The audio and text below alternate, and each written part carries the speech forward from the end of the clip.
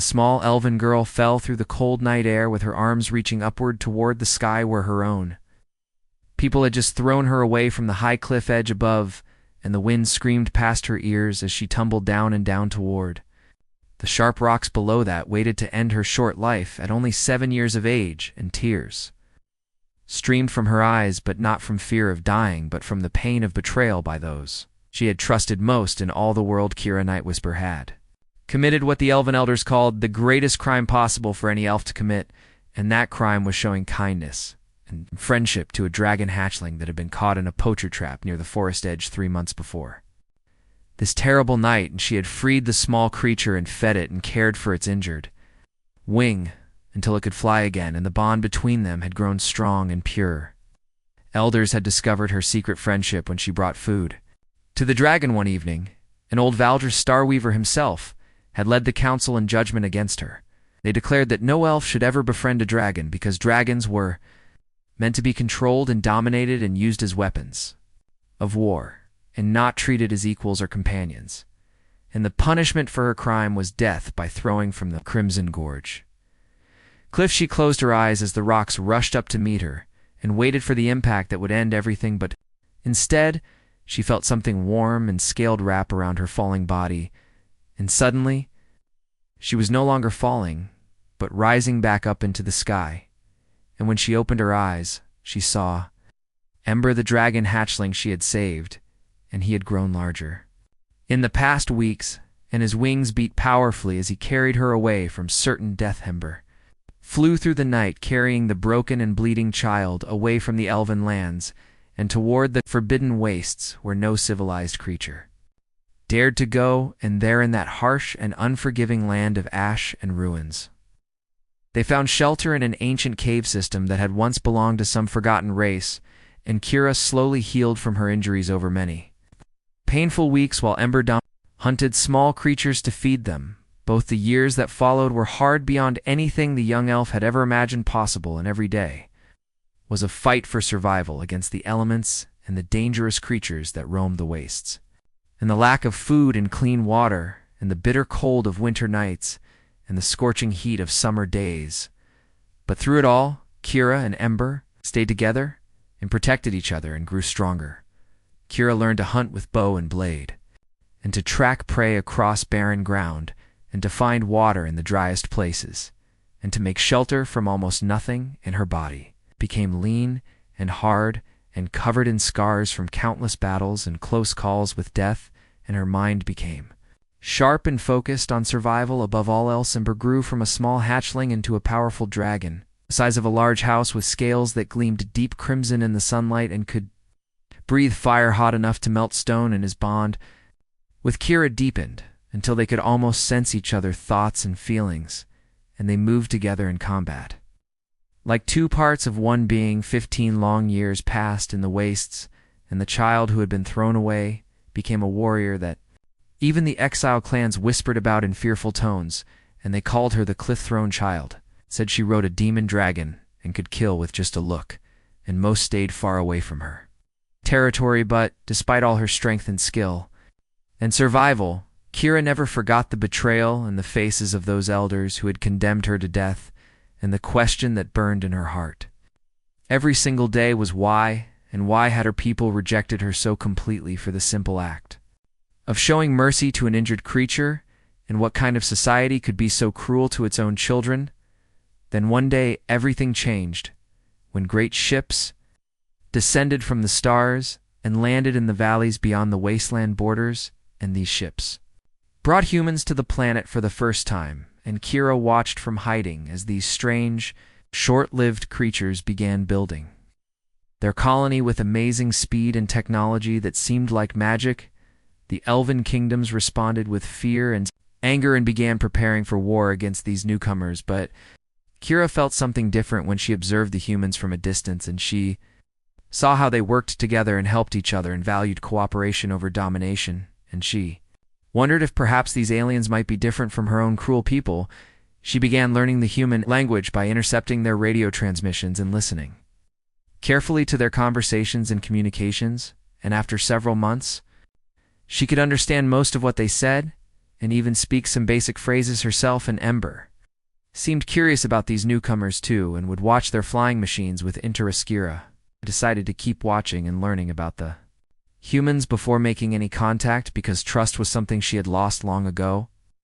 on that cliff edge, and it would take more than curiosity to make her reveal herself to anyone ever again. But deep in her heart, a small spark of hope began to grow, that maybe somewhere in this universe there existed people who were better than those who had cast her away. Maya Torres had always been the type of person who could not resist a mystery, and that curiosity had gotten her into trouble more times than she could count during her 3 years as a survey engineer for the human colony. But this time she knew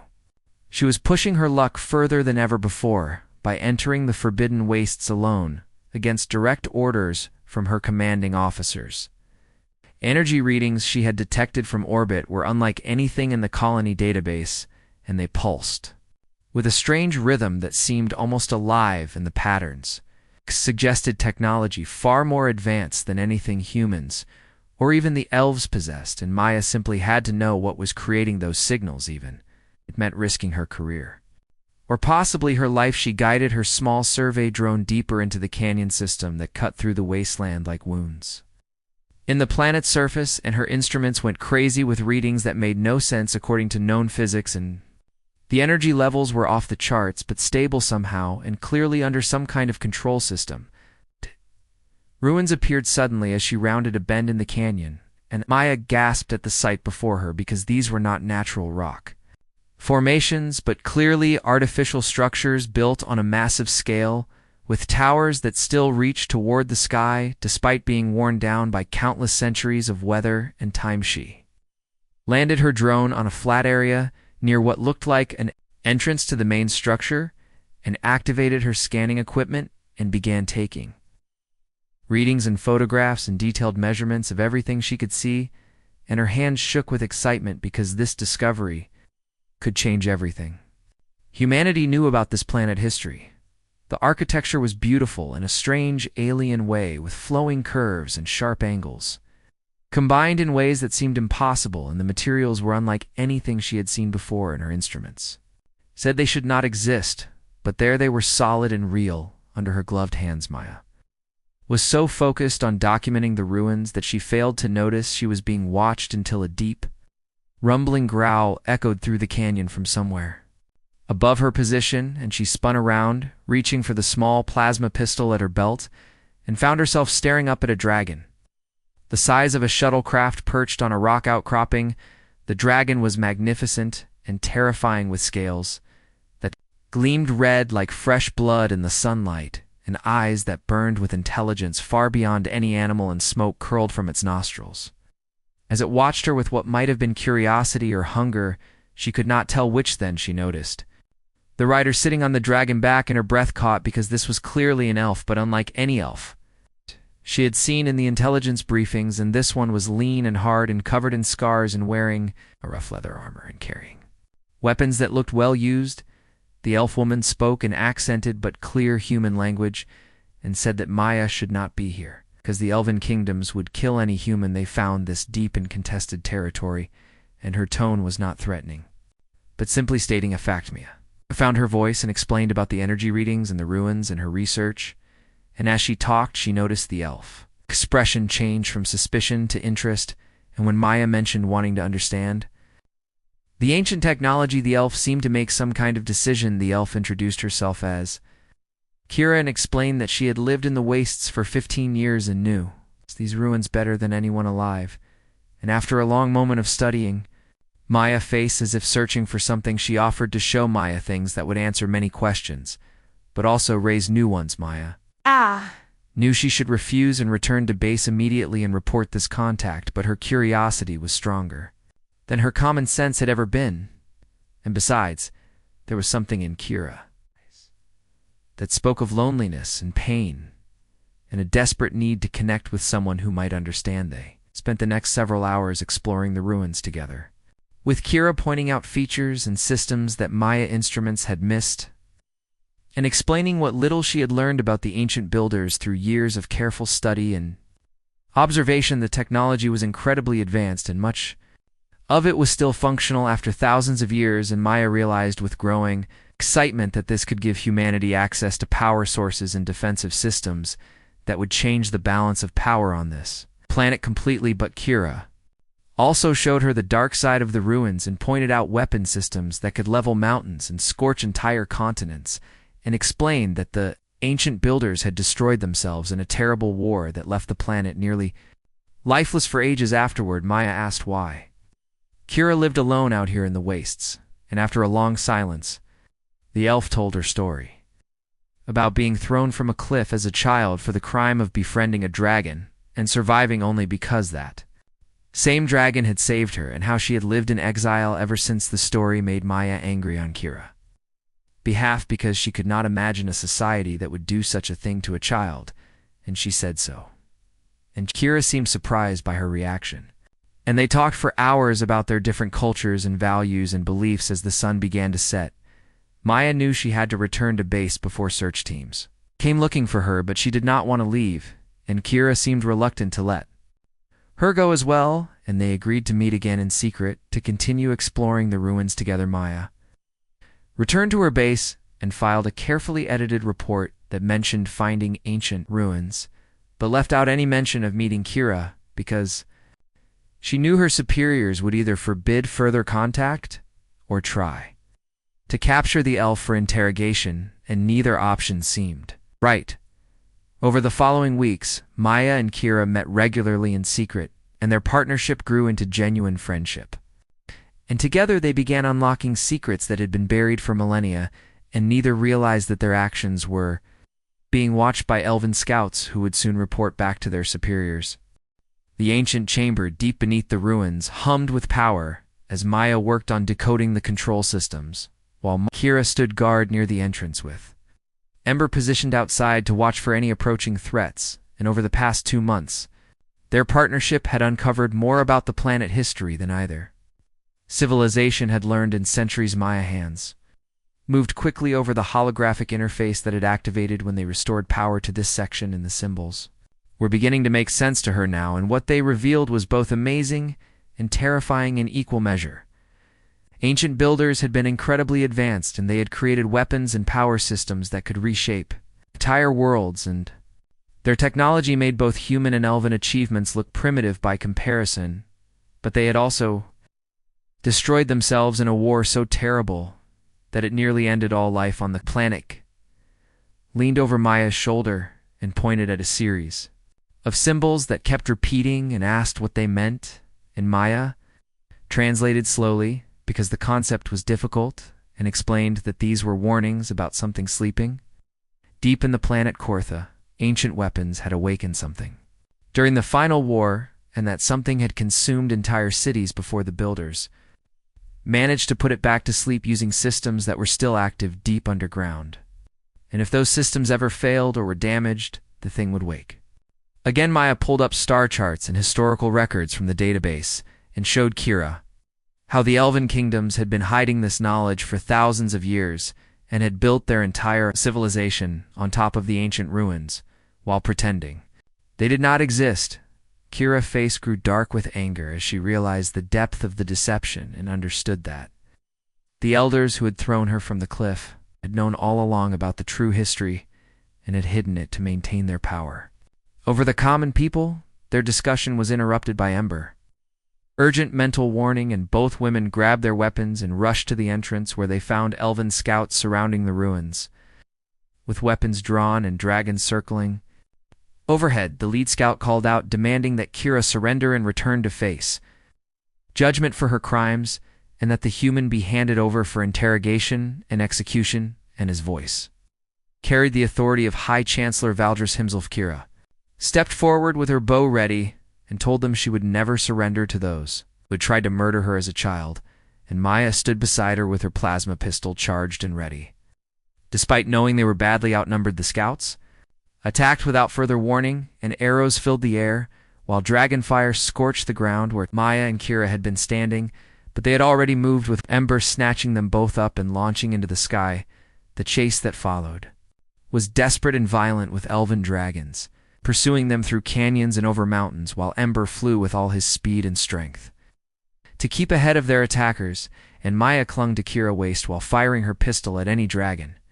that got too close. They barely made it to human territory, and when they crossed the border, the elven dragons broke off pursuit rather than risk starting a war. But Kira knew this was only the beginning, and that Valdris would not stop until she was dead. And Maya, with her commander, Helenstone, listened to Maya report with a grave expression and examined the data and images they had brought back from the ruins. And when Maya finished explaining about the ancient weapons and the sleeping threat, the commander sat in silence for a long moment. Finally, Stone spoke and said that this changed everything, and that the elven kingdoms had been lying to humanity about the planet history while preparing for war, and that the ancient technology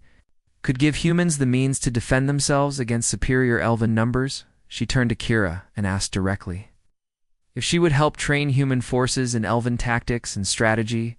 and share her knowledge of their weaknesses, and in return, humanity would offer her protection and a place in their society. Kira looked at Maya,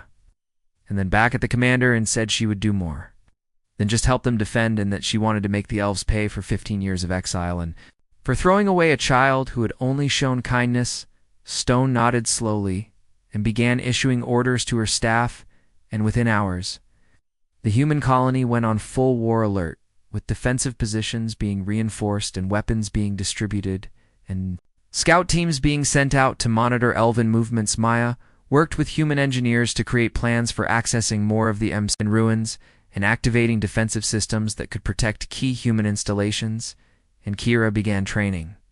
special forces teams in combat techniques specifically designed to counter elven dragon riders. Over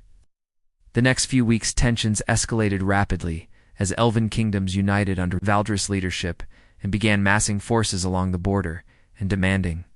that humans surrender all claim to the planet and leave or face total annihilation. Human colonists, who had come seeking a new home and a fresh start, found themselves facing a war they never wanted against an enemy that had lived on this world for thousands of years and had magic and dragons on their side. But they also had something the elves did not expect, and that was human adaptability and determination and willingness to use any advantage they could find. And most importantly, they had Kira, who knew elven warfare better than any living elf and hated her own people enough to ensure their defeat. First attacks came without warning, on a cold morning when the sky filled with hundreds of dragon riders descending on human settlements with fire and arrows and magical weapons that tore through defensive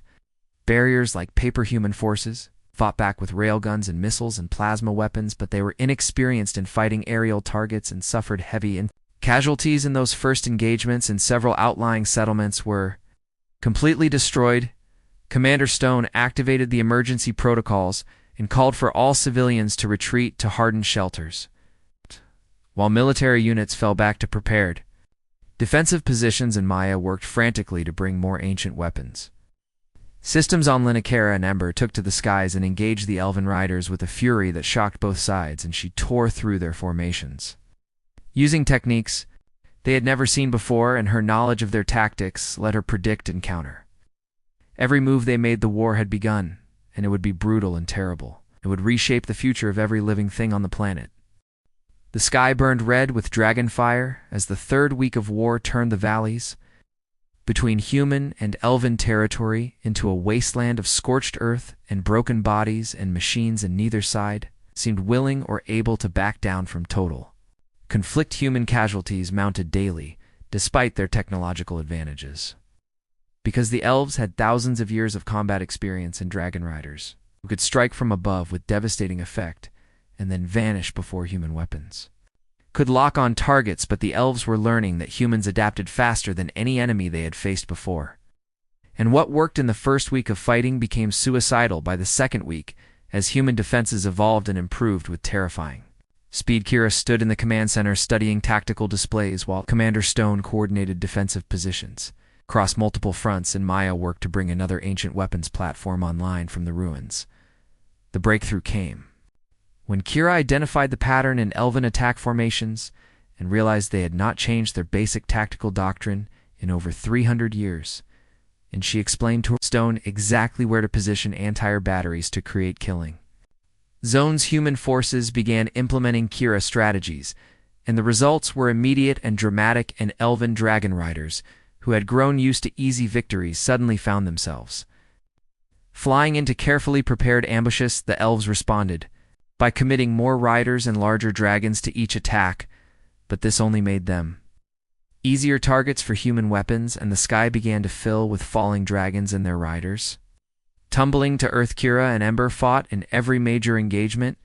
and became legends to both sides, and human soldiers cheered when they saw the Crimson Dragon diving into enemy formations, while elven riders spoke of her in whispers as a demon who had returned from death to punish them.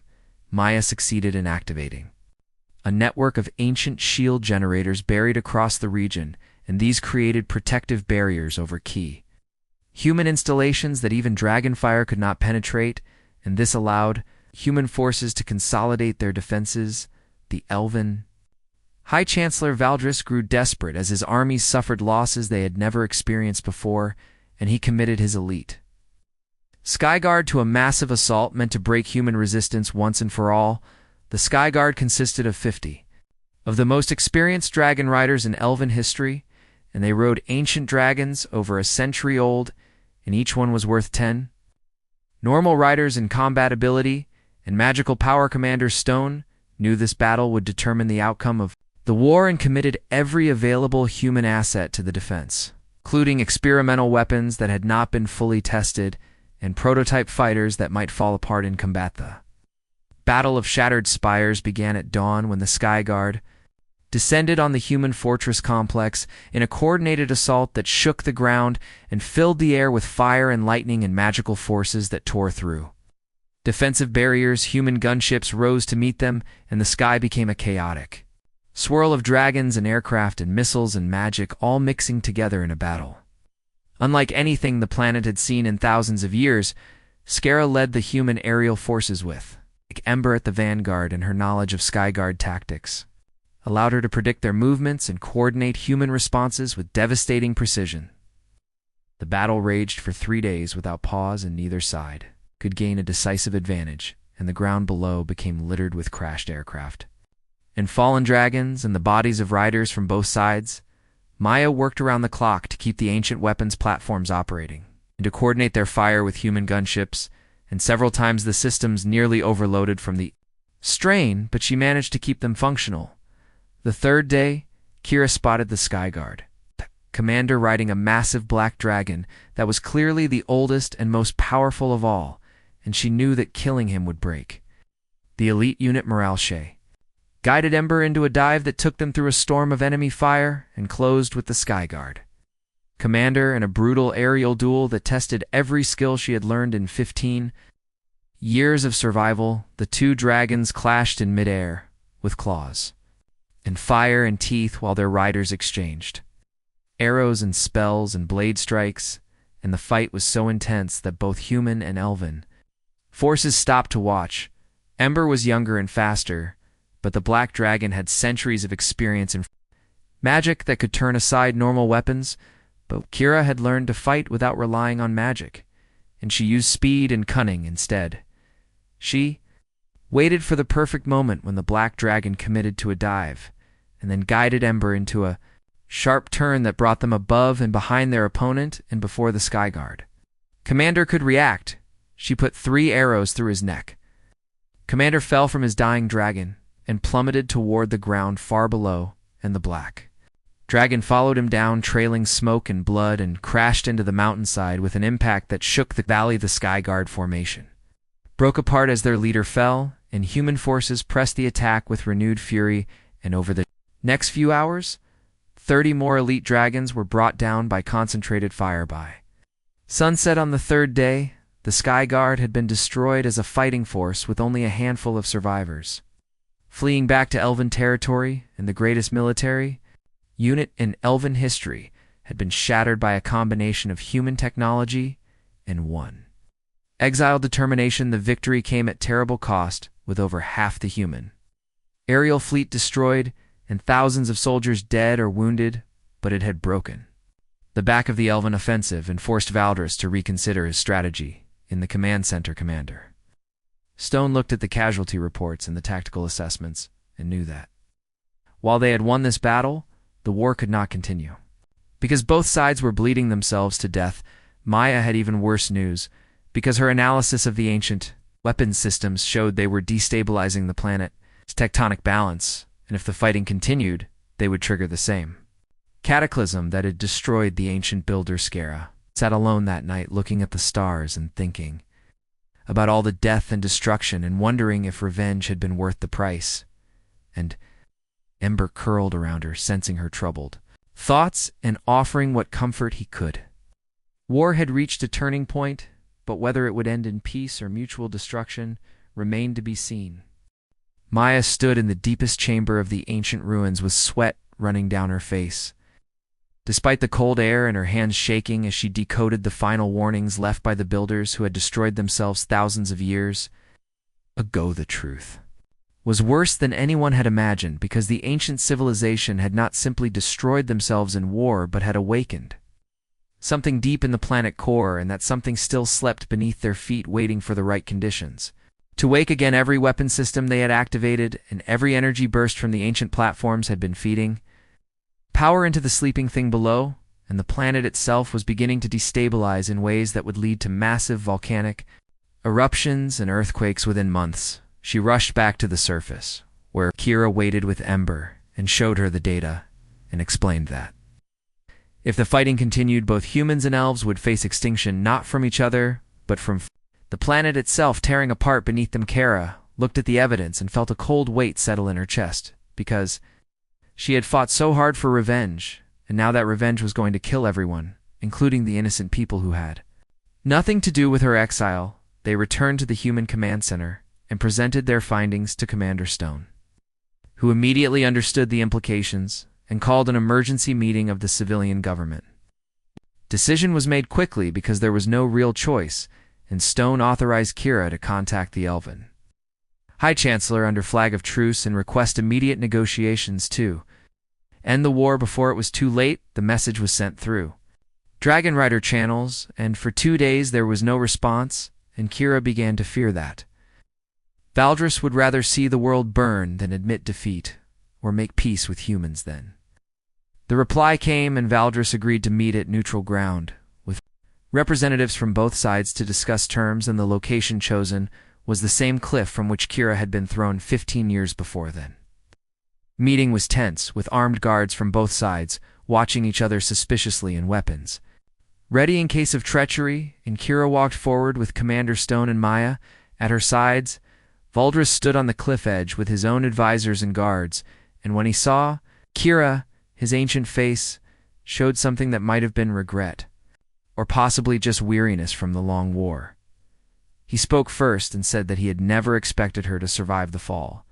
and that seeing her alive after all these years was like seeing a ghost return from the dead to haunt him. Kara felt rage rising in her throat, but forced it down and replied that he had thrown a child from this cliff for showing kindness, and that the child had not only survived, but had returned to show him the cost of his cruelty. She told him about the sleeping threat below and showed him the data that Maya had gathered, and explained that if they did not stop fighting immediately, the entire planet would be destroyed within months. Valdris listened in silence and then consulted with his advisors, and after a long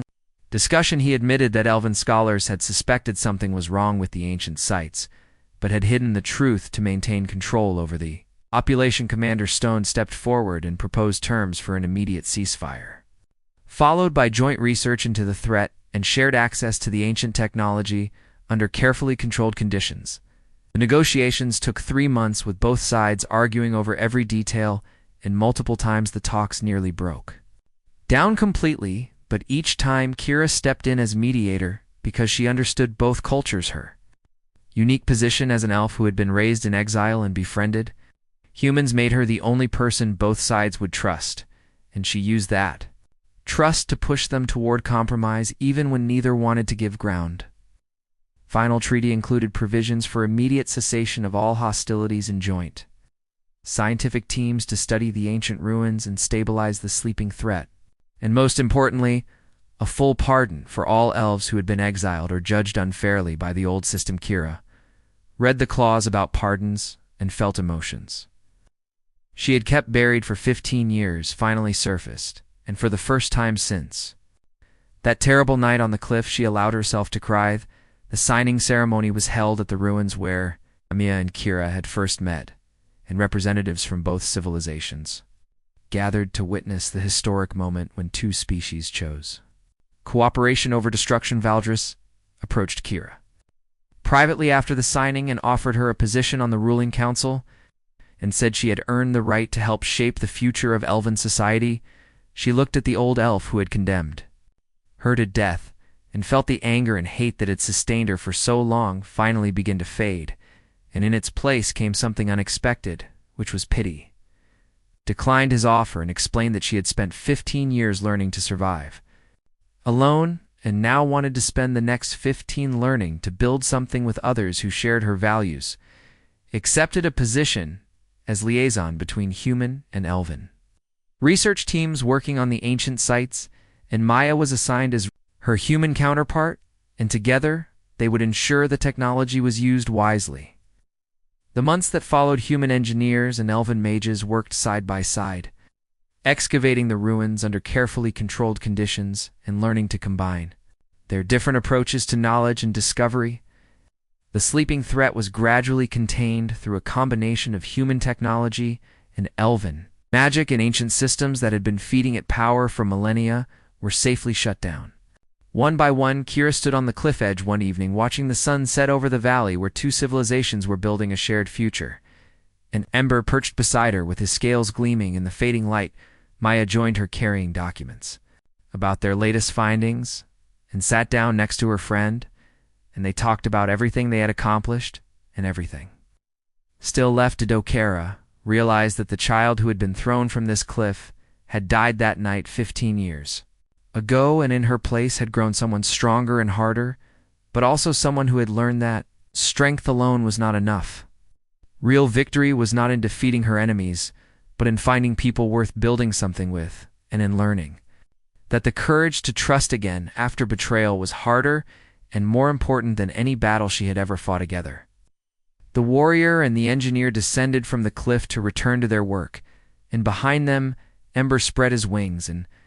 roared, not in challenge or anger, but in triumph at having found a home after so many years of wandering. The age of isolation had ended for both Kira and her people, and the age of cooperation born from a child fall and a human curiosity had begun. And whatever challenges lay ahead, they would face them together rather than alone.